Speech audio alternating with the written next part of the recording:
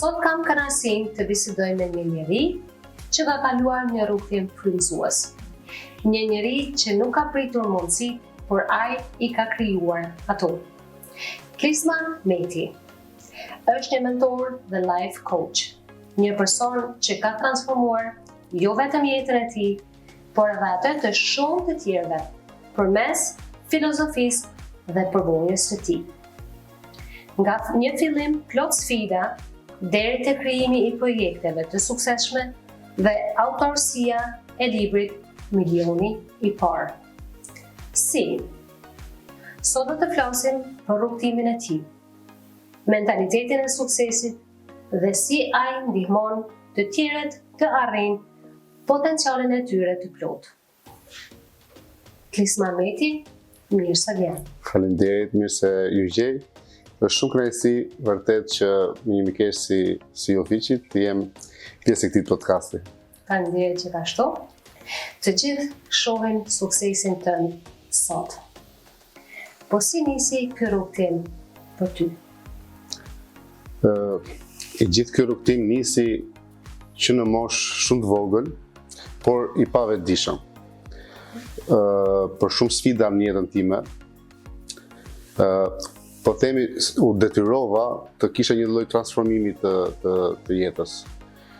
Por vërtet fal Zotit dhe falenderoj vërtet shumë Zotin që gjithmonë pranë vetes kam pas miq të mirë dhe që gjithmonë kanë qenë aty për të më ndihmuar dhe për të më suportuar. Ndoshta në atë kohë isha shumë i ri dhe nuk ja dija vlerën, ose shumë njerëz shikonin shumë potencial tek unë dhe pa i dhënë asgjë kishin dëshirën që të më ndihmonin. Dhe në këtë rrugtim vërtet jam shumë mirënjohës mentorit tim Tomi, që ai bëri komplet transformimin e gjithë jetës time, kapitullit. Sigurisht që do të themi që asgjë s'është e rastishme ose misioni i Tomit ishte për të më transformuar mua, por vërtet unë e falenderoj shumë që më besoi. Ishte pikërisht momenti kur unë takova atë që Si e takova ti atë? Si u zbulua, apo si erdhe tek për fat mirë unë kam ndryshuar shumë profesione. Unë kam mbaruar dhe për gjithmonë nga jetës dhe themi që çdo profesion kam arritur majën ose limitin ku nuk kisha më të rritesha vetëm nëse do bësha sipërmarrës.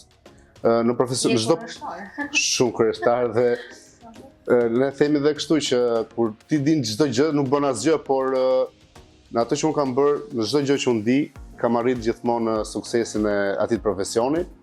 Dhe një nga profesionet e mia është të merrem me kamera, kameraman, regji, filmash, dokumentare që kemi bërë. Domethënë je më shumë brapa kamerave. Më shumë brapa kamerave. Në të nxorra para kamerave. Dhe po të themi që është nga para që po dal para kamerave. Në atë kohë isha asistent kameraman, ku Tomi besoi vërtet tek unë që të më jepte forcën për të ngritur më shumë tek pjesa e fushës kamerave, zhvillimit. Ai besoi vërtet tek unë dhe më jepte punë, i merrte përsipër, më ndihmonte. Aty ka qenë periudha ime më e vështirë, po themi, ku nuk e dija çfarë ndodhte në rreth veçak. Ishte një moment dhe një periudhë që vetëm punoja, nuk jetoja. Ose vetëm frymoja, asgjë tjetër. Tomi pa atë forcën, potencialin dhe po themi as me forcë, por me shumë dashuri më bëri të ndryshoj komplet mentalitetin, komplet mendimet, komplet atë se më kishte hikur se s'kisha më kuptim bota për mo jeta, se dija pse jetoja. Dhe në ato moment pastaj duke më thyer komplet në një libër tani.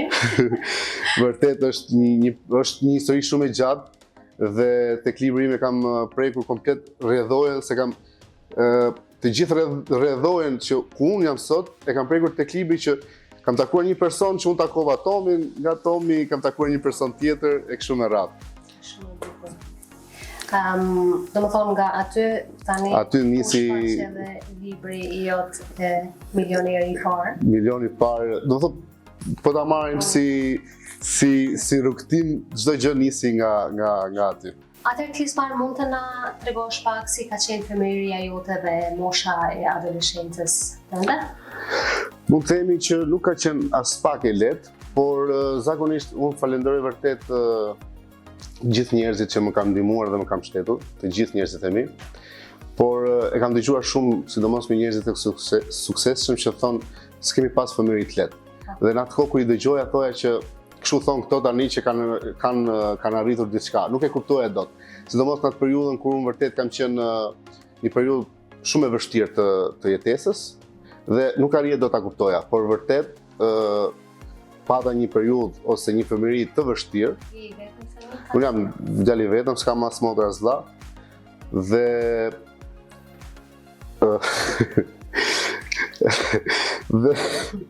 atë qita jashtë.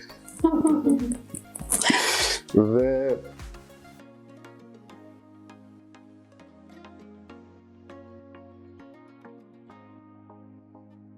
por periudha më vështirë ishte mosha 15 vjeç kur unë humba dhe babain.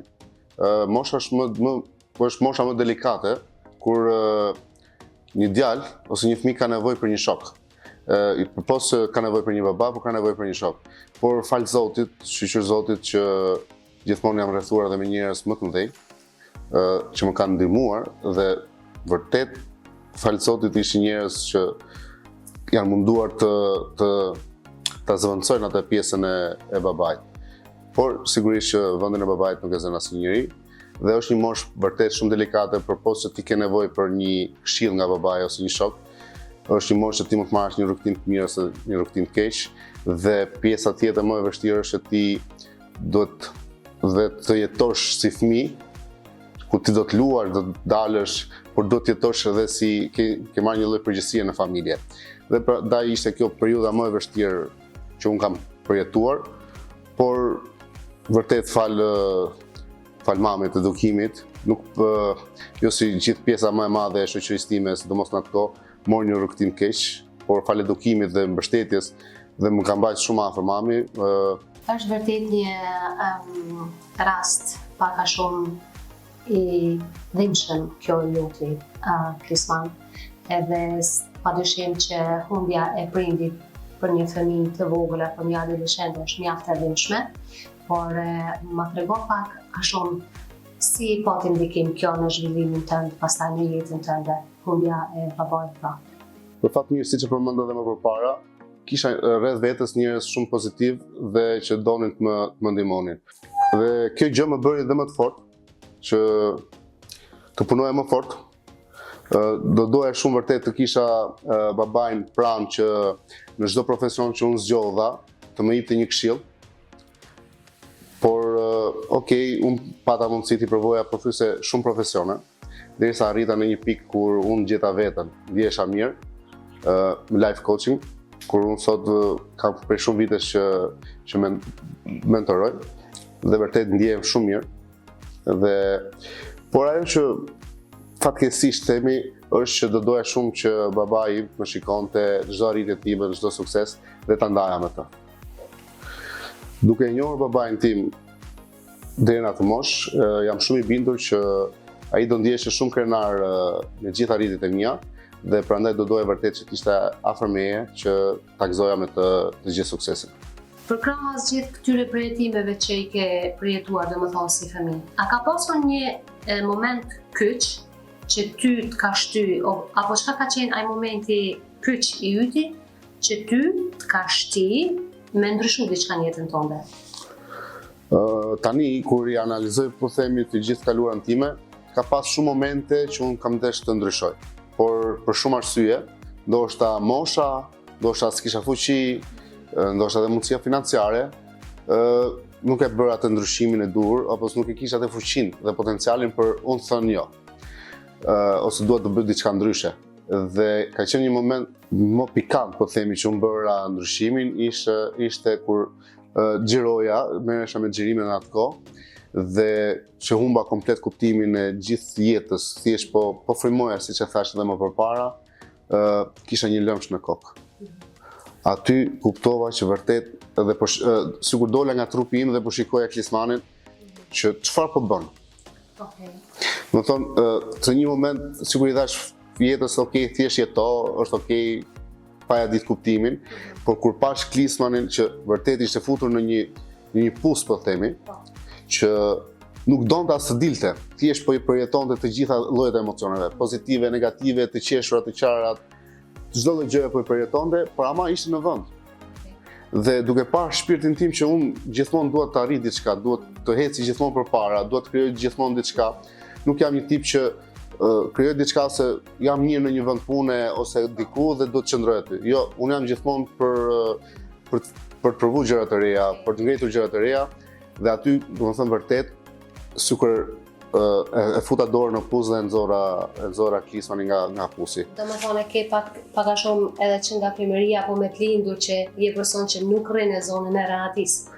Po të themi që në fëmijëri nuk kam qenë që rrien në zonën e rehatisë, por siç kanë qenë më përpara kohët prindërit, po e pa e fajsuar fare prindërit, domethënë se e kam kaluar atë fazën e të fajsuarit dikë, sepse askush nga prindërit tanë nuk do që të na rrisi keq apo të na edukojë keq, por që nga fëmijëri nuk kam dashur gjithmonë të bëj diçka të re, të lëviz etj. Dashur ndoshta ti je edhe i pavarur, që mos jesh i mbarur nga të tjerë. Shumë kam dashur, por pamundësitë, rrethanat, familjarët etj. Nuk e kam pas atë mundësinë që ndoshta ose lirinë që të vogël.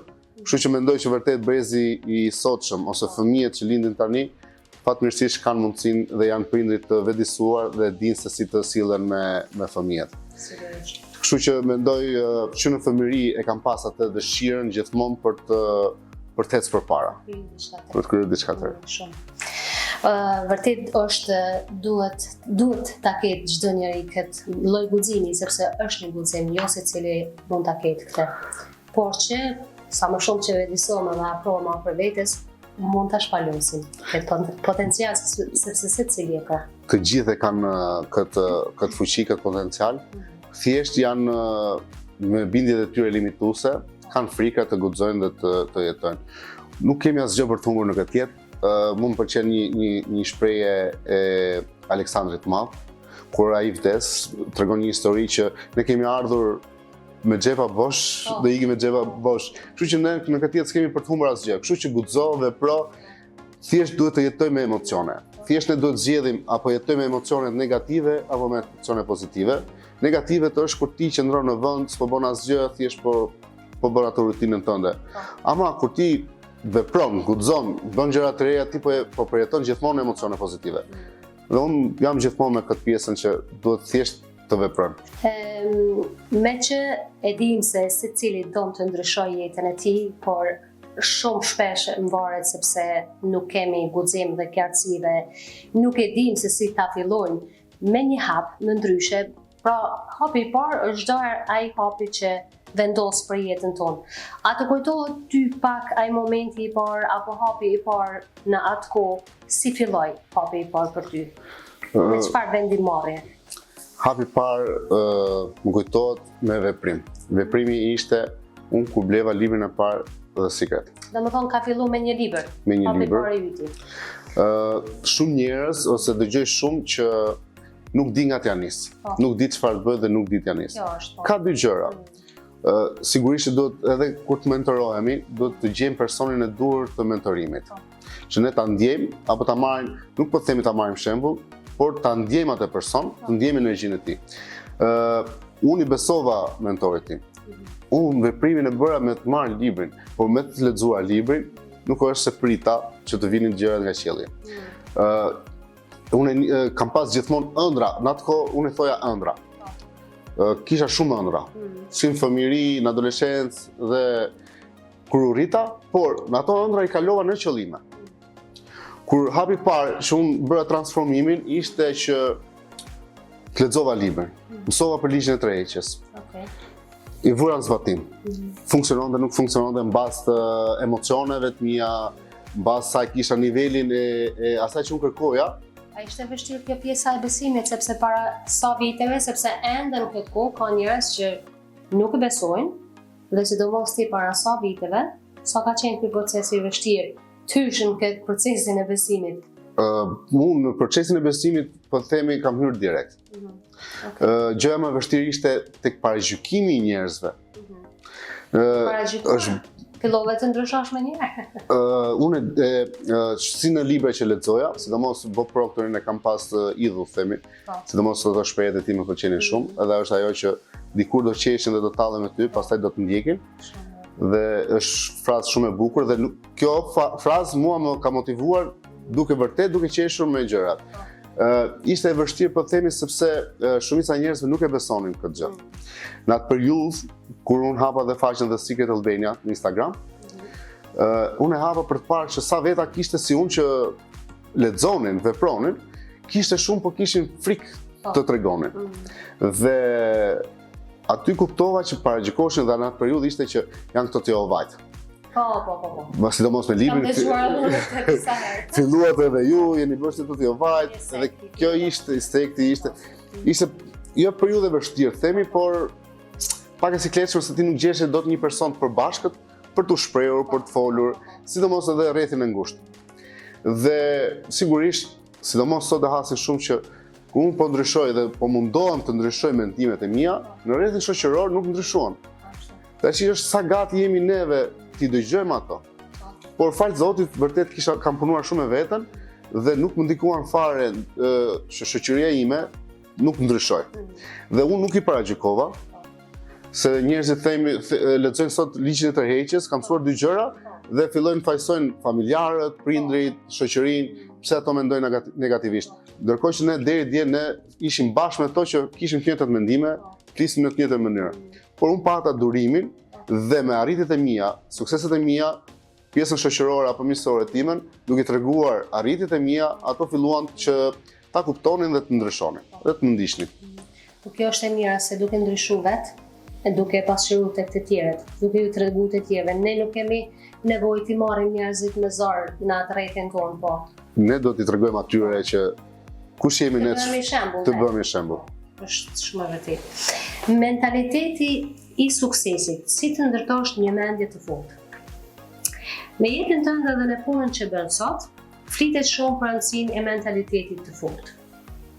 Suksesi nuk fillon me një ide apo me para, fillon me mënyrën si mendon. Si e ke zhvilluar ti këtë mentalitet? Unë kam zhvilluar vërtet sekretin. Mendoj që për secilin sekreti është i ndryshëm. Ishte sekretin e shqip? Sekretin brenda vetes time. Okay. Fjalën sekret, çfarë do të thotë sekret? Unë e ndryshova komplet këtë mentalitet kur kuptova se sa rëndësi kishte mendimi, sa fuqi kishte mendimi dhe si të ndryshoja unë mendimet e mia negative dhe pozitive. Sigurisht kur fillum bënim këtë transformimin që po themi të kalonim në pozitiv si njerëz, kjo ishte pjesa më e vështirë se kishim shumë mendime, një identitet të ri, por ti ke shumë mendime negative dhe kjo të bën të ndjesh keq, pse kam këto etj.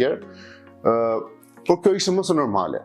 Gjatë ditës në 80% të ditës po themi, ose në 80% të mendimeve janë negative. Dhe sigurisht që është ku ne japim fokus. Pavarësisht se 20% janë mendime pozitive, ama këto pozitive bën më të forta se negativet. Mjafton ne të fokusohemi tek mendimet pozitive. Mjafton që ne të kemi një qëllim, të kemi një ëndër, të kemi një motiv çdo ditë. Momentin që ne kemi këto, sigurisht që çdo ditë neve imposhtim, po themi, mendimet negative. Përmende elastikën e dorës. Po, është një... Të na tregosh pak a shumë si funksionon kjo mirë? A ka ndonjë teknikë veçantë apo edhe pse e kam dëgjuar, po kjo është më shumë për publikun. Për mua është një teknik shumë efikase, sidomos unë e kam përdorur shumë tek vetja. Një lastik flokësh po themi, ose një lastik të parave që të kemi vetë energji. Në momentin që ne kemi mendime negative, ta tërheqim lastikun fort në dorë, edhe e lëshojmë që të na pickojë, që të na vrasi pak. Aty, në atë moment, ne çdo mendim negativ ta kalojmë në pozitiv. Do të thonë që ti kontrollojmë mendimet në këtë mënyrë. Ideja është ti stopojmë mendimet negative dhe të kalojmë në pozitive. Dhe nëse një këshill që do thoja për publikun është që dhe nëse kemi mendime negative është mos okay. Mjafton mos i japim fokus. Është okay.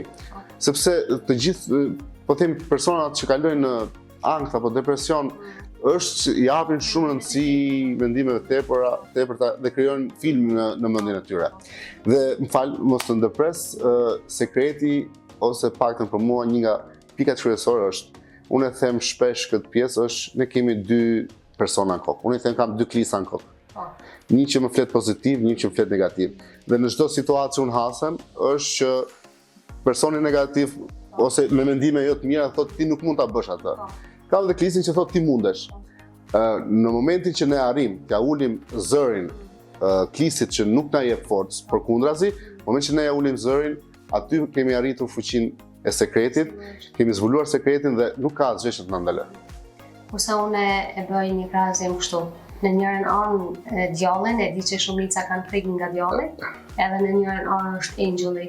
Unë e thamë qërë, a djalli është që të fletë gjithmonë mos e vej, s'munde, është të sja del, kurse angeli gjithmonë klopin hapësirë, klopin mundësi.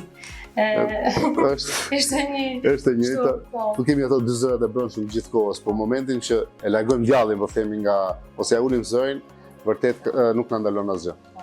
Se unë çdo herë e di që djalli është diçka shumë e prekshme, tingëllon shumë e prekshme për shumë njerëz, po vërtet djalli është gjithmonë ai që ty ti ndalon, domthonë ti kufizon gjanat edhe nuk plen me ecë përpara në jetën tënde. Madje, më fal, tek libri Poshta e djallit, shumica e njerëzve që kanë dëgjuar kanë frikë ta lexojnë vetëm për shkakun që është fjala djalli.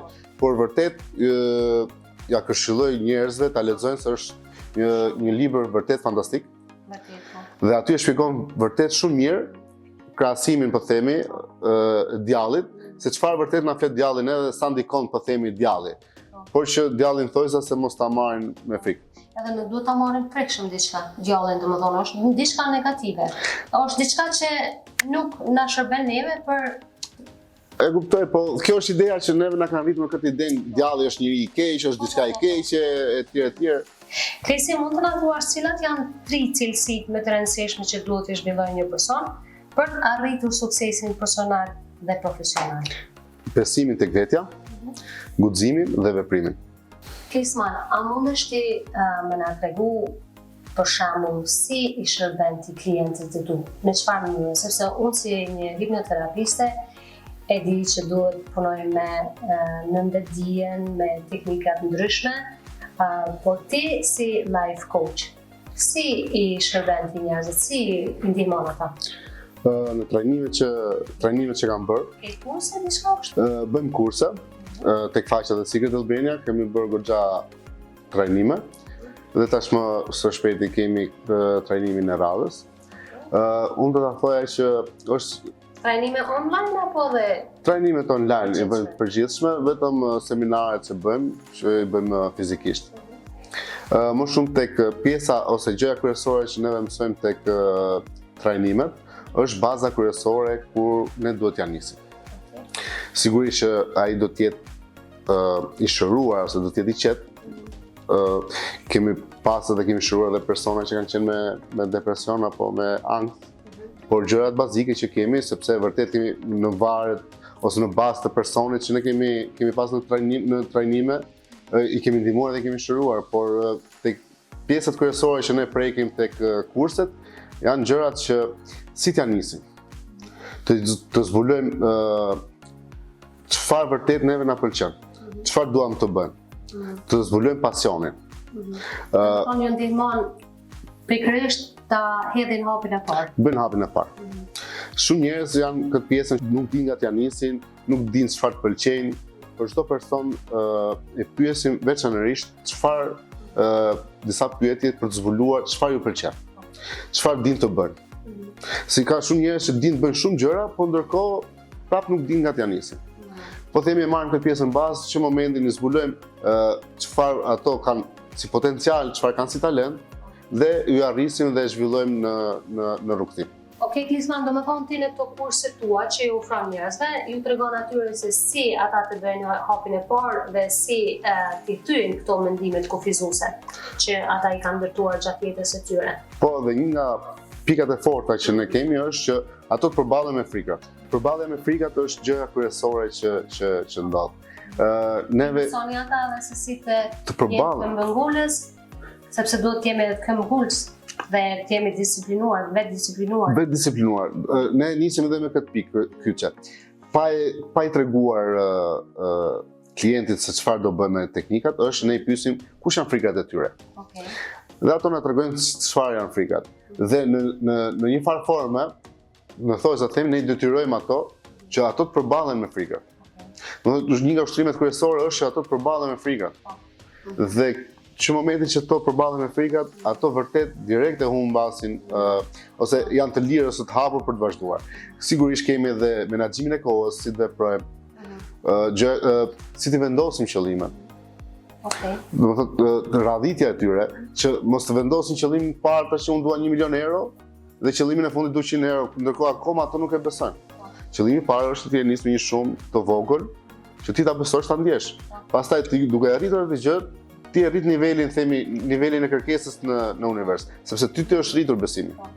E me që ju i shtyni njerëzit në një farë mënyrë që të përballen ata me frikën, ka njerëz që janë këmbëngulës dhe marrin pjesë gjatë gjithë këtij trajnimit, apo ka edhe njerëz që thjesht dorëzohen, largohen nga mënyra sepse kanë frikë të ballafaqohen me frikat e tyre, sepse unë mendoj që këtu është qelsi për sukses.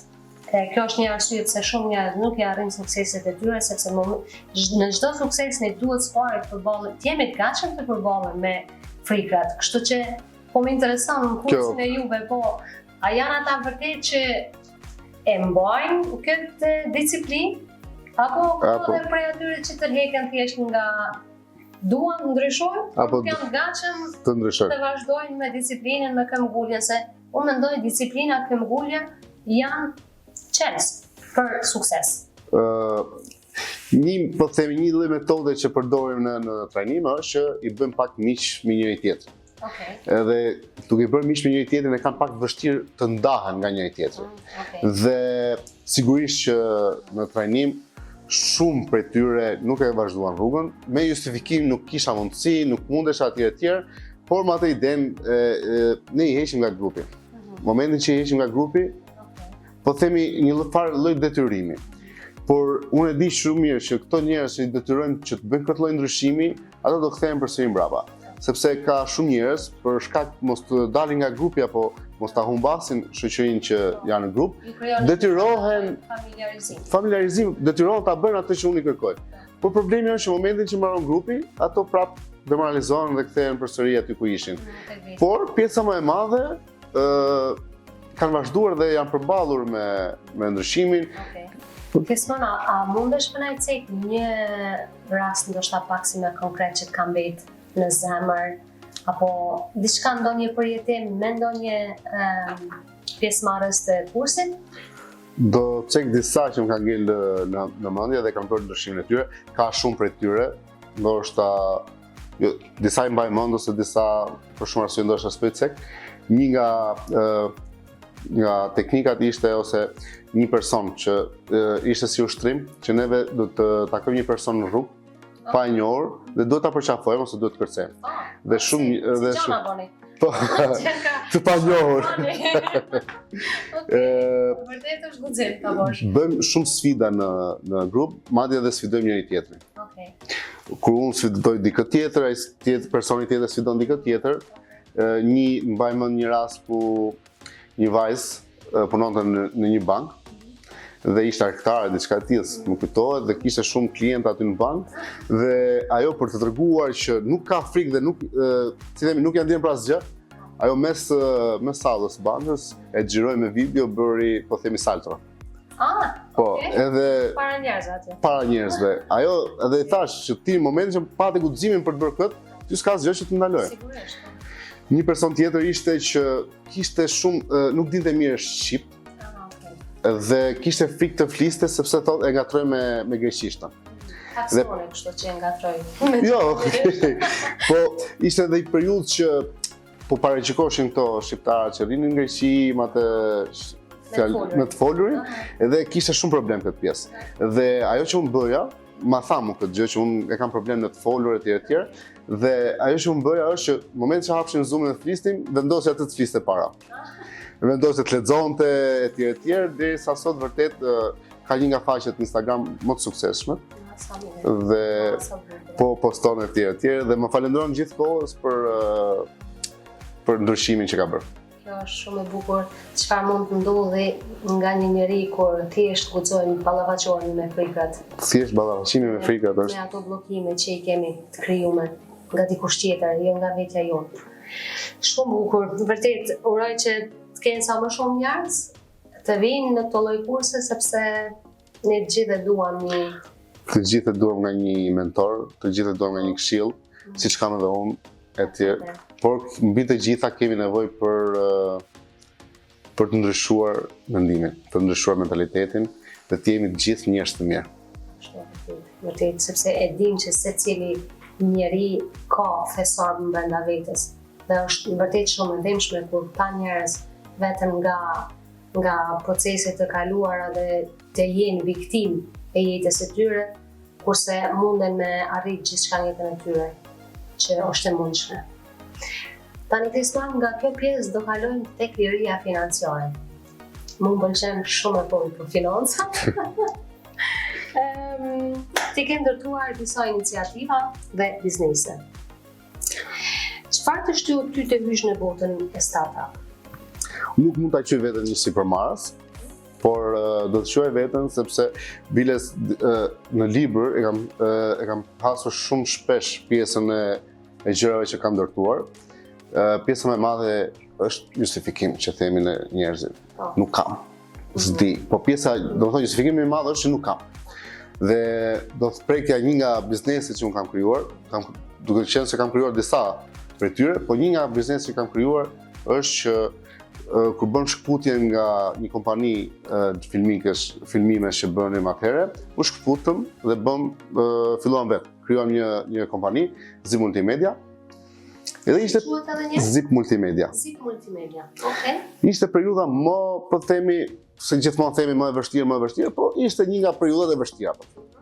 Ku atje kur shkputëm ato paratë që ne kishim, investuam tek zyra etj, por s'kishim as kamera, as vegla, as gjë. Dhe thjesht dëshira që ne kishim, ëndra apo qëllimi që ne kishim, ne nisëm pa para. Edhe çfarë bëm? I shkruajtëm të gjitha çfarë na duhet kamera, na duhet kjo etj. Të gjitha veglat shkonin diku ke 10.000 euro. Ku në atë moment nuk diskutohej 10.000 euro se i kishim ngel pa para. Por morëm kamerat me qera, morëm vegla me qera, punuam. Ai që don gjithmonë e gjen mundësitë. Punuam fort. Lam, do të thotë për tej qeras, morëm borxh që blem kamerat, lam borxhet dhe sot kemi shumë vegla për themi në studio. Një nga që kemi nisur nga zero, por disa kemi nisur nga zero. Kështu që nuk kam, është thjesht një justifikim. Në libër kam shkruar si kjo histori, kam shkruar edhe disa histori të tjera. Dhe me këtë histori duhet të them që ne duhet të ndryshojmë fjalën pamundësi apo keq në mundësi. Sepse gjithmonë kur ne bëjmë një ndryshim, themi s'kisha mundësi, pamundësi, por ajo është neve na jep një mundësi për të vazhduar dhe për të bërë diçka tjetër. Po, edhe unë mendoj çdo herë që njeriu që vërtet e don atë dëshirë, ka një dëshirë zjarr, ai nuk ka justifikime. Kurse dëshira duhet të jetë shumë e zjarr për të larguar justifikimet. Kështu që ti sigurisht ke pasur dëshirë shumë zjarr. Dhe vazhdoj. Për krahas gjithë vështirësive, arritet prapë qëllimin. Absolutisht, dhe po e rrisi çik nivelin e qëllimit, sepse duhet të rrisë dhe energjinë dhe adrenalinën. Kur edhe kjo është e mira se krahas gjithë kësaj, jo vetëm që ja arrin qëllimet tona, por edhe ne bëhemi dikush ndryshe. Ne vetë si personalitet zhvillohemi. Zhvillohemi dhe rritemi. Mund të na thuash cili është momenti i parë që ke ndje, që je duke ndikuar diçka për të mirë, që je duke krijuar diçka? Unë e kuptova në momentin pasi fillova duke bërë disa kurse, disa trajnime, kur më vinin mesazhet apo më merrin telefon njerëzit, po themi, kursantët, kur vërtet më falenderonin dhe më tregonin ndryshimet e tyre dhe arritjet. Madje shumë vonë ndodhi me njërin që ishte në Itali. U fut në Zoomin e fundit që patëm për takim, nuk pati mundësi, ishte në udhëtim dhe më merr në aeroport me kamër, po futëm 5 minuta tha, duke qarë, vetëm për të të falenderuar për çdo ndryshim që kam bërë. Dhe shqyqyr se ne meshkut kemi këtë pjesën që nuk duhet të rregojmë pikat e dobta që ne qajmë. Pjesën emocionale. Dhe për fat mirë po themi në ato momente nuk ishte ngjyrë akoma kursantët e tjerë. Qava bashkë me të, emocionova shumë në atë që më tha dhe ndryshimin që pash tek ajo. Dhe kur erdhën të tjerë dhe kisha fqirë lotë dhe isha gati për të vazhduar kursin e radhës. Dhe në këtë mënyrë ti edhe kupton që po bën vërtet diçka të duhur. Aty ndikim, puna jote që bën. Aty kuptoj vërtet që duhet punoj më shumë për të ndihmuar më shumë. T'jap edhe më shumë kurajo. T'jep më shumë kurajo dhe e shikon që ti nuk po ndjek rrugën e gabuar. Klisman, mund të na thuash ti me cilin kuptim ose me cilin synim e bën ti punën tënde si life coach? Çka është synimi yt gjatë mas kësaj punës tënde? Që njerëzit thjesht të bën pamvarur nga ti, apo thjesht që ja kush di gjërata gjatë gjithë jetës tyre? Një nga pikët që unë kam si pikë kryesore është që njerëzit që më marrin pjesë në kurset e mia më shumë se 3 herë në të njëjtën temë, se ndryshojnë temat sigurisht, por një person që merr pjesë 2 herë ose 3 herë në të njëjtën temë, ai nuk është se po mëson diçka, ai bëhet fancy. Dhe unë arri që mos ta lejoj ose punoj aq shumë për ta kuptuar, domethënë që ta bëj atë që ai mos marrë pjesë 2-3 herë. Jo që mos marrë pjesë, por ai të mësojë dhe mos ketë nevojë të marrë pjesë. Dhe kur e shikoj që një person po merr pjesë për 2 herë ose 3 herë, punoj më shumë me të, sepse po kuptoj që ke trajnimi i parë ai nuk ka mësuar diçka. Dhe shikoj vërtet në shumë mentor po themi që kanë krijuar varësi. Dhe kjo nuk është gjë e mirë fare për njerëzit. Sado ti tregosh atyre, thonë unë adhuroj, unë e dua, etj. Jo, nuk dua të më adhuroj askush.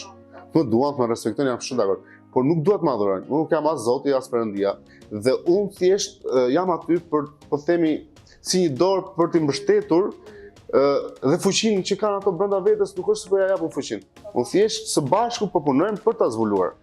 Dhe domethënë për cilë ata thjesht për të gjetur veten. Për gjetur veten. Dhe në momentin që e gjejnë veten, ata normal që duhen edhe të jenë të pambarur nga ti dhe nga çdo mentor tjetër. Absolutisht. E mendoj edhe unë shumë plotësisht këtë. Është shumë problem kjo pjesë, sidomos tek mentorët që kanë xhelozi me njëri tjetrin, tek momentin që unë përcjell energji jo të mirë tek mentori tjetër, unë dhe njerëzit që po i mentoroj, unë i përcjell të njëjtën energji.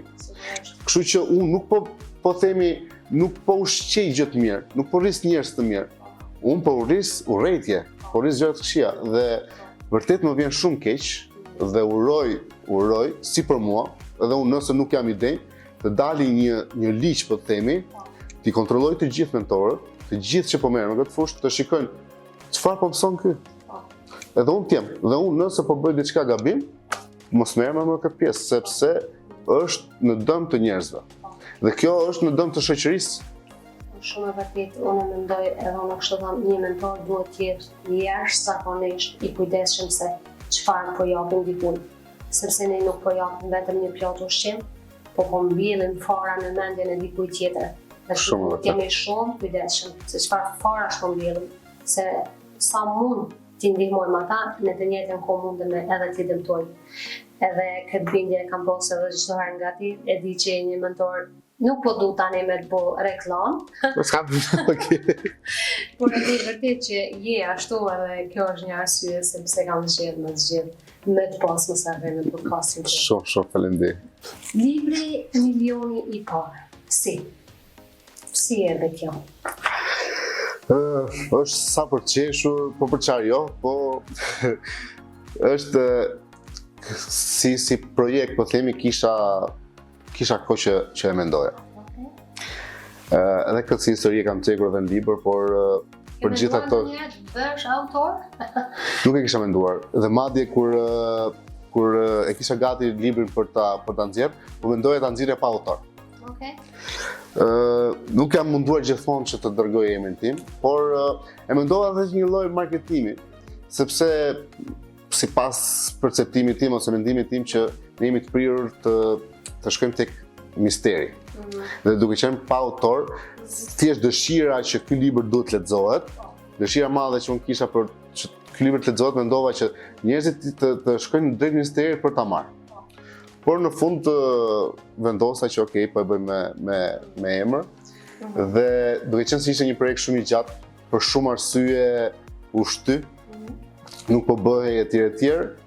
Deri në momentin që unë e kompletova si libër dhe unë padyshim ka të uroj shumë suksese, edhe e di se do të sjell sepse e di se çfarë energjie ke investuar në këtë libër, por që ky libër nuk është që flitet vetëm mbi financat, apo? Është më shumë mbi mënyrën se si e shohim suksesin. Ky libër nuk flitet vetëm për financat, flet edhe për financat, por gjëja kryesore është ne si njeri. Flet shumë edhe për arritjet e financave, projekteve, qëllimeve, është një libër praktik me ushtrime dhe vërtet si t'ja nisim ne nga zero, nga aty ku jemi. Me disa ide, pa ide, thjesht ka disa ushtrime që ne dhe të gjejmë idet. Gjëja kryesore është që milioni, kur ne përmendim fjalën milion, sidomos në Shqipëri themi 1 milion lekë apo 1 milion euro. Dhe për mua nuk ka rëndësi 1 milion lekë apo 1 milion euro. Për mua janë njësoj. Nëse me punë ne arrim të bëjmë 1 milion lekë dhe duke ditur se si ne i bëjmë 1 milion lekë, mund të bëjmë dhe 1 milion euro. Një mendje e shëndosh, një mendje e drejtur. Të sjell milionat. Aty do shikojnë shumë dhe praktikën sa vërtet duam ne që të arrim atë. Si themi, 1000 hapshi fillon me hapin e parë. Guximi. Që ke pasur nga femëria, domethënë që ke apo s'ke para? Gjithmonë nga zona e Ratis.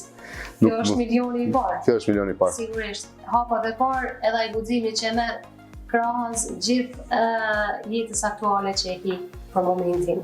Okej, Klisman, më thuaj pra pse ishte e nevojshme ta bësh këtë libër? Çfarë mesazhi jap në këtë libër? Një nga gjërat që duhet të kuptojmë, siç e thash edhe më përpara, është 1 milion lekë apo 1 milion euro. Në shumë raste kur ne kemi dëgjuar apo kemi parë në televizion njerëzit e pasur thonë që mos më pyet si e bëra milionin e parë, se pastaj të tregoj vetë. I gjithë sekreti apo i gjithë esenca është si ti mund të bësh lekët e para. Ajo nuk do thotë të 10 milion, edhe 10 euro tjetë, dhe 100 euro. Është mënyra se si ne, me çfarë mentaliteti dhe qëllimi, sa punojmë ne për të arritur atë 100 euro, apo 10 euro. Dhe momentin që neve zbulojmë rrugën, apo mënyrën, ose jemi krijimtar, krijojmë diçka, me anë të krijimit ton, neve kemi arritur të bëjmë 100 euro, aty do mësojmë ose në libër mësojmë si mund ta dyfishojmë atë pjesë. Se shumica njerëzve janë shumë të aftë, marrin një rrogë të mirë, dhe janë të mbetur dhe janë të kënaqur. Rrin aty. Ne do të dimë se si ta vëmë në zbatim të gjithë këtë aftësitë tona. Si të rritemi, si ta zhvillojmë. Dhe kjo duke parë dhe unë se nga zero ti mundesh të bësh milionin e parë, siç kam arritur edhe unë të bëj nga zero milionin e parë. Të gjithë ne mundemi të bëjmë milionin e parë. Por mos rrinë në vend që akoma, se shikoj akoma që nuk di nga t'ja nisë dhe nuk kam para. Është gjëja më absurde që mund të dëgjoj, nuk kam para. Me këtë ne mund t'i themi publikut që ne në fakt të gjithë jemi milionera. Të gjithë jemi milionera. Duhet të grupojmë në vetën Duhet tona grupojmë. dhe Një video më ka pëlqyer shumë. Gjëja e parë që ne duhet të falenderojmë Zotin është që jemi mirë me shëndetin. I thot njëri që a do më jepje syt për $1 milion? Jo, i thaj. Do të thotë që neve gjëja e parë është që ne jemi mirë. Dhe duhet të falenderojmë Zotin çdo ditë, çdo mëngjes që ne hapim syt. Kjo është një mundësi e re që neve po na jep për të jetuar dhe për të arritur qëllimet tona. Nuk po merremi me pjesën që një pjesë nuk kanë mundësi të zgjohet, po merremi me pjesën tonë. Përderisa Zoti na i dha këtë mundësinë që neve të zgjohemi mëngjes, atëherë duhet ta shfrytëzojmë. Është një bekim shumë i madh. Klisman, me që e përmende sekretin më herët, edhe gjithë ato veprimet si të bëhemi milioner dhe ne vetë që jemi milioner. Çfarë mendon ti? A duhet njeriu të punojë vërtet çdo herë me forcë apo ka ndonjë strategji që t'i arrijë gjitha këto me një mënyrë pak më të lehtë?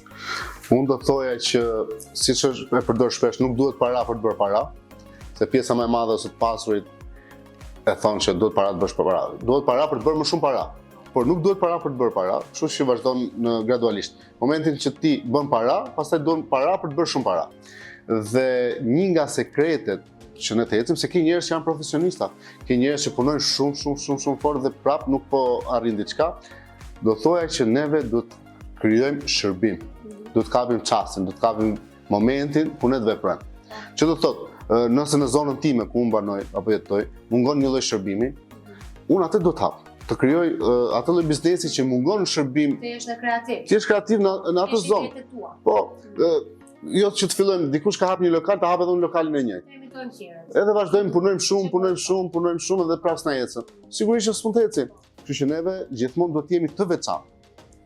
Momentin që ne jemi të veçantë dhe krijojmë diçka të veçantë apo në rrethin ku ne jetojmë, thjesht vepro dhe gjithmonë është sukses i padiskutueshëm. Po ti edhe veç e bën këtë pak a shumë me njerëzit që ta kuptojnë veten se kush janë, edhe në mënyrë kur ne e kuptojmë veten se kush jemi në të vërtetë, bëhemi edhe më kreativ. Po, edhe në këtë mënyrë ne mund t'i shpalosim ato ëndrat tona edhe mendoj që bëhet edhe më e lehtë për të arritur qëllimet tona me idetë tona, pa i marrë idetë tjera. Edhe në këtë mënyrë atëherë edhe lehtësohet rrugtimi për arritjen e qëllimeve tona. Duke qenë vetvetja. Duke qenë vetvetja, ne jemi, si themi, secili është unik. Duke qenë vetvetja është që dhe ne konkurrojmë me veten. Në moment që ne kopjojmë, nuk konkurrojmë me veten, po konkurrojmë me të tjerë. Konkurrencë me të tjerë, në luftim. Dhe po përjetojmë energji jo të mirë. Jo, po shumë e vërtetë. Okej, Klisman, mund të thuash çfarë mund të mësojnë njerëzit nga ky libër jot, edhe ata që nuk synojnë të bëhen milioner? Ky libër është për ata që nuk duan të bëhen milioner dhe për ata që duan të bëhen milioner. Është një libër praktik, është për të gjithë. Dhe ka disa ushtrime praktike, siç është dhe pema e qëllimeve, kur unë kam dhënë në zbatim pema e qëllimeve. Dhe këtë kam krijuar. Dhe para se ta bëja me personat si ushtrim, e kam përdorur me veten. Për çdo qëllim që unë doja të arrija dhe të veçantën që ka si pemë është që ne vendosim një qëllim kryesor dhe në degët e saj neve duhet shkruajmë dhe vendosim se çfarë na duhet të bëjmë për të arritur në maj, për të arritur qëllimin. Që ndërkohë që neve bëjmë diçka, çekojmë atë, sepse ne duam të arrijmë një qëllim, po duhet dim dhe rrugtimin e atij qëllimit. Siç përdoret dhe tabela e visionit, kur neve shkruajmë duam të kemi një shtëpi, duhet të kemi një makinë etj, por rrugtimi që ti të blesh shtëpinë duhet është që ti të ta shikosh, të kërkosh për shtëpinë. Kështu është edhe pema e qëllimeve. Që ka një libër shumë i mirë, se pas ka edhe teknika brenda, sigurisht që të shtyjnë veprosh. Ka ushtrime praktike për zbuluar dhe fuqinë e tyre, për zbuluar potencialin, për zbuluar pasionet, të gjenë vërtet diçka që nuk e kanë zbuluar akoma tek vetët, të zbulojnë disa mistere brenda vetës, ka dhe një pjesë të financave se si kursem, me aq para sa ne kemi të ardhura, është si ti menaxhojmë ato. Janë tabelat, një nga ushtrimet kryesore është që neve të dim a na del apo s'na del të ardhurat, është të dim mirë sa harxojmë, sa kemi koston mujore për të bërë balancimin pastaj që sa të eliminojmë, po themi, kostot që janë të panevojshme. Nëse ka ndonjë person që tani na ndëgjon dhe mendon që është po në këtë moment që do të filloj një ëndër, por i mungojnë parat tani për momentin, çfarë do t'i këshilloj ti atij personi? Është thjesht nëse ka një ëndër, pjesa më e madhe është mentaliteti që ne themi mendojmë. Ndërkohë më përpara dhe unë kam qenë një ndër to, është që kisha një ëndër, por nuk doja ta ndaj me askënd sepse mendoja apo të bashkëpunoja me dikë. Sepse mendoja që pse duhet fitoj ai në kurrizin tim. Unë kam këtë idenë. Por ndërkohë ai po financon. Dhe unë mendoj, momenti që ne nuk kemi mundësi financiare, por kemi një ide, një plan të qartë, biznesi apo për të krijuar diçka, është që ne të bashkëpunojmë me njerëz që kanë mundësi financiare. Të heqim këtë pjesë e mentalitetit pse duhet fitoj ai në kurrizin tim etj etj, sepse ti vetë nuk po bën gjë. Të largojmë pak atë pjesën e egos. Ta largojmë egon dhe mendimin negativ që kemi për bashkëpunimet. Dy gjëra janë, ose je i hapur për bashkëpunim, ose merr atë ëndrrën, futen syrtar dhe rri.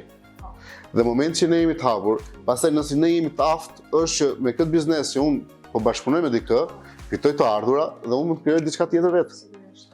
Thjesht duhet të jemi të hapur për bashkëpunim. Po, të fillojmë një punë ose një biznes me atë idenë që të bashkëpunojmë. Të bashkëpunojmë. Jo të jemi konkurrent për një tjetrin ose ta shohim se ai po përfiton nga unë dhe unë nuk po marr asnjë gjë. Absolutisht, madje të kërkojmë vendim. Tek shokët, kolegët, prindrit etj etj. E keti ndonjë teknikë, ndoshta se si ti mësosh njerëzit, sepse ne presim nganjëherë, sigurisht justifikimi i parë është gjithmonë janë financat, paraja, por e keti ndonjë teknikë ose ndonjë mënyrë që t'ju tregosh njerëzve se si ti kapim momentet ose rastet ose mundësitë që na japën, sepse mundësitë shpesh na vinë në formë të njerëzve, pra na vinë njerëzit, edhe ne mundësi kemi pa fund, po gjitha këto mundësi nga frika edhe nga që nuk dim si t'i kapim ato, i humbim. A ke ndonjë siç e thashë edhe më përpara, është e para duhet jemi të hapur. E dyta është ne duhet të flasim me njerëz, duhet të krijojmë rrjet. Duhet të krijojmë një rrjet që neve themi njerëz të fushës tonë. Siç po thoya që duhet të krijojmë rrjetin ton, dhe ne duhet të trajnohemi apo të marrim pjesë në vendet ku ajo fushë neve na intereson. Sepse ne hapemi shumë, mësojmë për fusha të ndryshme dhe me atë idenë që dali ku dali. Po jo, që neve do të fokusohemi në diçka. Në moment që ne kemi zbuluar se çfarë na pëlqen apo çfarë duam të bëjmë, ne do të fokusohemi aty dhe të marrim pjesë në eventet që flasin për atë fushë. Mos të hapemi shumë, mos bëjmë trajnime dhe kurse të ndryshme. Të përqendrohemi aty ku kemi nevojë. Përqendrohemi aty ku kemi nevojë. Unë mendoj që shumë njerëz që nuk munden me u përqendru, që duan të krijojnë shumë, e humbin komplet fokusin dhe thjesht vetëm janë në kërkim.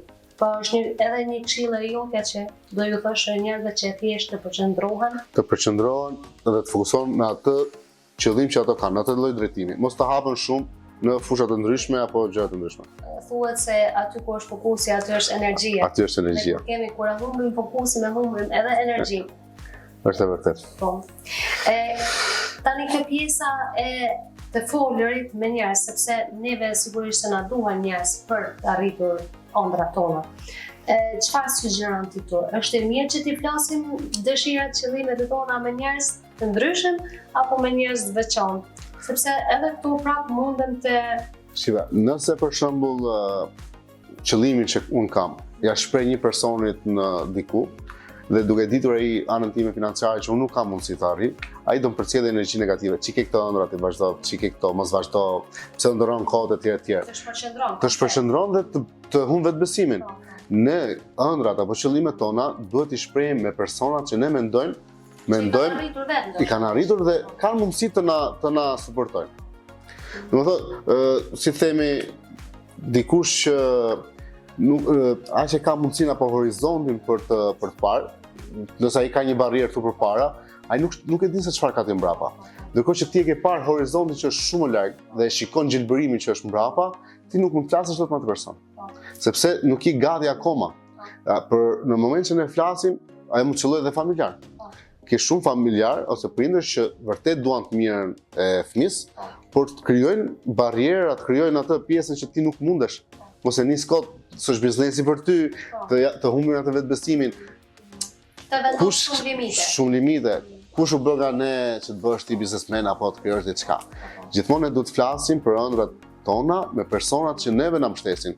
Jo na mbështesin vetëm financiarisht, por sikur na suportojnë dhe me fjalë. Sigurisht, kjo është ndihma më e madhe që mund ta bëjë dikush ndaj dikujt që thjesht ta suportojnë spari me fjalë të mira, me fjalë motivuese, me inspirime të ndryshme, ta frymëzojnë tjetrin. Unë e them kjo është mënyra më e fuqishme për të ndihmuar dikën, jo vetëm me para. Tani me që gati arritëm në fund të këtij podcasti, Kisman, mund të na ndash një mesazh frymëzues? Do ju thoja, mos prisni kushtet perfekte. Vepro nga aty ku je. Çdo milioner e ka nisur nga diku. Kisman, unë nga zemra të falenderoj që ishe këtu në podcastin tim. Në vërtet jam shumë injose dhe nga zemra të uroj shumë suksese në të ardhmen. Shumë faleminderit dhe ty të uroj shumë suksese në këtë rrugtim. E meriton dhe ti suksesin dhe të falenderoj vërtet që më bëre ftesë. Faleminderit shumë. Miq të dashur, duke e përmbyllur edhe këtë podcast, unë ju uroj një mbrëmje të mirë dhe mbajeni mend, çdo sukses fillon me një veprim dhe ti fillo nga sot.